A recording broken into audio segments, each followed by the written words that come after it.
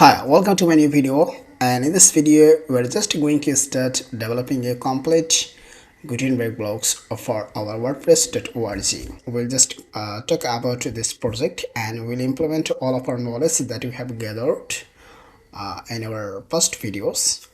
So it will be a complete real life custom blocks, and I will try my best to explain every point so that you can be so clear about your project and you can understand how to implement your knowledge to your real life custom block. You can see it will be a counter block. Counter blocks means it will show some animating text, this number. When user will scroll down to the certain section, then the user will be able to see the animating number. If I refresh to see the result that what we are just going to build or develop, just going to refresh, and you can see this is our animating number. So we will develop this custom block. First, you have to think about the smallest part of this block. You can see there are the 4 items that user can add 1 items, 2 items, 3, 4 or 5 or any number the user want. So we have to think about this particular single item. So like this will be our expected block item. That means we have some informations like we need an icon, a text. We can also add a text separator or definitor under this title or under this number. And we can see there is a text.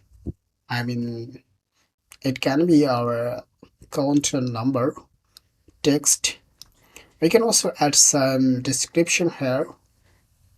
So we have a border. Even we can add our border radius, background, and we can also control the icon color. We can add the options to change the icons and the text color and the text font size for different devices like tablet, desktop, mobile, and similar properties or options for the text and description. So this is our primary plan to build such a counter blocks. So I have already made ready this basic structure, so I will share this with you, no problem. So studio will start working from our playground, this from the zero configurations. So just developing our project, we will use our boilerplate. You can see this is our boilerplate. I will start with this one. And this was our previous blogs where we have discussed about all the basic lessons. So today we'll just delete this one and we'll start, or we can keep it and start a new one, no problems. So let us try to open our this plugins folder so that we can run our command line. So I want to open this plugins folder in the terminal. I'm just going to use the web terminal for my Mac. So this is a web terminal. So what I want you to do, I want to clone this this repo, GitHub repo. So let us try to clone this one. So I type git clone. So colon, this is our URL repo link, and then you have to give the name of your plugins. Suppose I want to give this name of this plugin, so we'll write counter block. So I don't know this name is available or not. Start to refresh, and if you go to your plugins folder, you can see there is a new folder that is called the counter block. And just we have to open this counter block folder in our editor. Just we're going to use our VS Code editor. Just I'm going to drag and drop, and you can see this is our file structure. I want to zoom it. Okay. And if I go back to this the plugins.psv file, and you can see the name of this plugin is by default is the boilerplate. We will rename this with our own plugins like counter block. Counter block. So let us try to check out is the name is available or not. I'm just going to save, and if I refresh to see that name is available or not, and you can see it is working fine. That's mean we have the uh, availability. That's mean we can use this name for our block. And there is no plugins is available in the WordPress.org with this name, so we can easily use this name. So now try to change the description for this block. I want to just give a simple description here.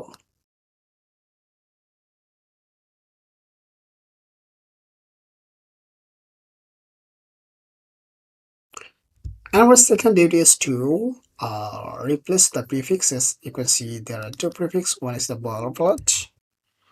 So we can consider a prefix like counter, and underscore b. We can think like this one, or block.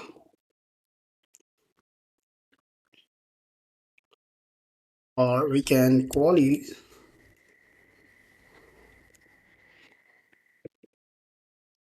CTR block. That's great. So I'm just going to replace all of this.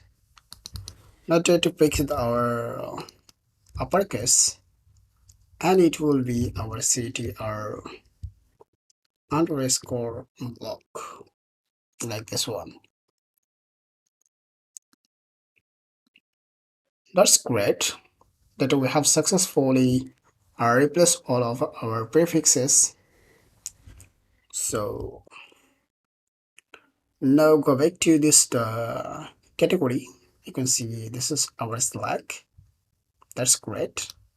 We can simply give the name as like this. We can create a new category, or you can use our default categories. I mean, it can be our commons, media, design, to any categories. But I want to use a custom category here. In the next update or in the future update, we'll add more blocks under this category. So we can do this. So try to rename this one. It can be our counter block. So the text domain is our counter block. Great. So we have finished our basic setup. So if I go back here just to see the changes, and you can see this is our counter blocks, this is our description, this is versions and author, and some other informations. And if you want to activate this one, you can see it is successfully activated. I want to just deactivate our all plugins. Okay, so our plugins is successfully activated, but if we go to our page and want to create a new page, we'll find out there is no blocks is available. Even there is no category, but we have a simple category that is called uncategorized. And under this uncategorized, we're just getting a new blocks bootstrap block, nothing else. So we have to start installing our npm. So just I'm going to folder, plugins folder, that is our counter blocks. And inside this counter, we have to install our npm install. See, our npm is successfully installed. So now Go back to our blocks, and under this blocks folder we can see there is our bootstrap block. So let us try to make this our counter. It will be our counter block, counter, and we're just going to rename this.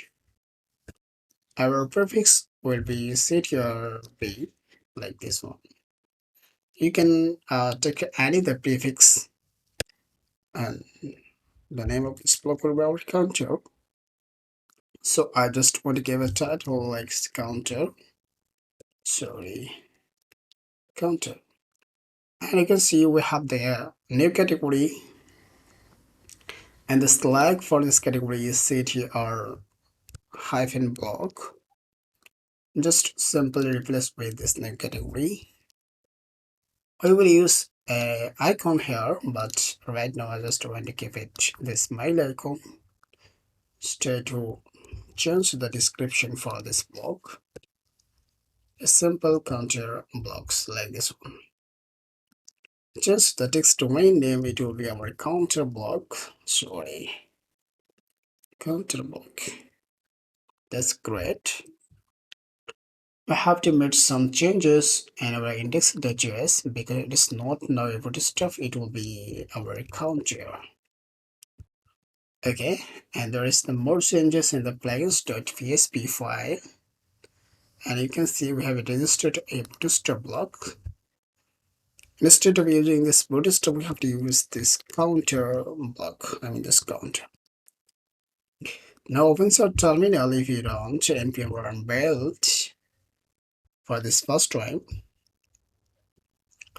And if we go back to our editor and refresh, we see this a new category, counter blocks, and under this counter blocks category, we're getting some new block as counter.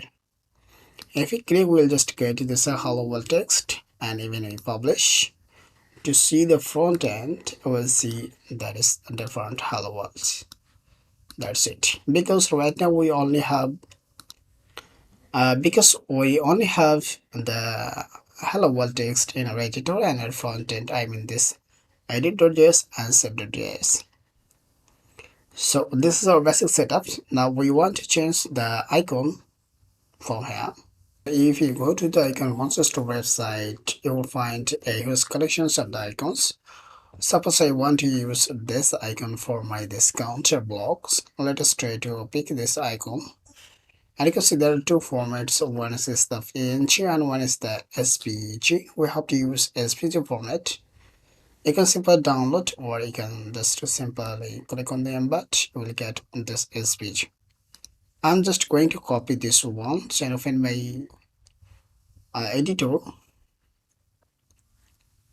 I have to remove this icon from here because we're just going to use a custom icon. So we have to open our index.js, and here I just want to call a property this icon, sorry, and this is an object. So inside the subject we have to pass our source. So source value will be our SVG code. Just going to paste. I have to make some changes, like inside this React.js, we have to use this one. So this is our basic result. That's great. Now try to npm start. And if you refresh my editor, I will see our icon is changed. You can see our icon is changed. Even you can add a color to this icon. Suppose we want to pick a simple color, this WordPress color. So I want to pick this color for this counter block. Just want to pick this color like this one. This can be our standard color for this block. That's great. So if you want to use a custom color from here, you have to pass a new property that is called our foreground color.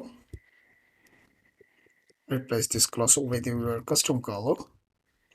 And if you refresh, we see our color is changed. So this is our the basic setup we have done, and in the next video we will start working with this content. Thank you.